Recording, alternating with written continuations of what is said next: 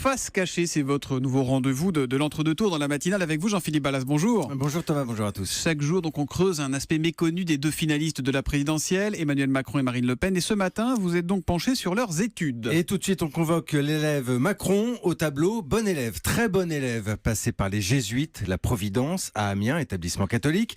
Là-bas, on se souvient d'un môme à la fois matheux, il passera plus tard un bac S, mention très bien, merci. Matheux et poète aussi à ses heures. À l'époque, Emmanuel Macron en lit, en écrit. Très à l'aise, manifestement, quand il faut prendre la parole. Précoce, presque adulte, malgré sa tignasse de gamin. Il impressionne certains profs, discute quasiment plus souvent avec eux qu'avec ses camarades de classe.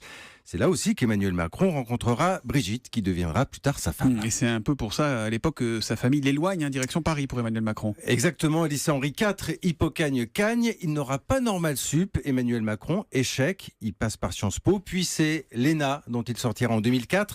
Promotion Léopold Sédar Senghor, promo qui a sa petite réputation encore aujourd'hui.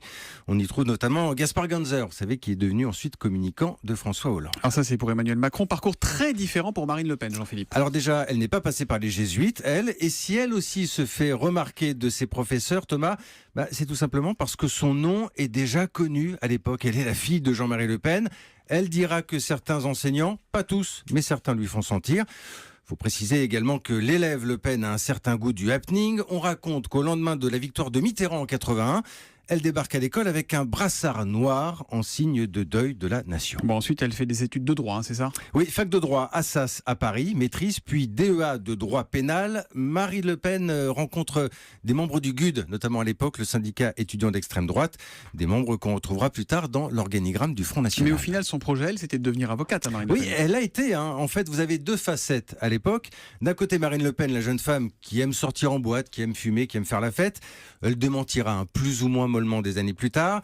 Et puis de l'autre côté, Marine Le Pen, avocate, effectivement, alors qui fera pas une grande carrière, mais qui aimait manifestement son métier, avocate commise d'office, qui défendra notamment des sans-papiers, on le sait moins, oui, et ce que certains lui reprocheront d'ailleurs plus tard au Front National. Voilà donc pour cette face cachée des candidats qui revient demain avec Jean-Philippe Ballas. Merci Jean-Philippe, à demain. À demain.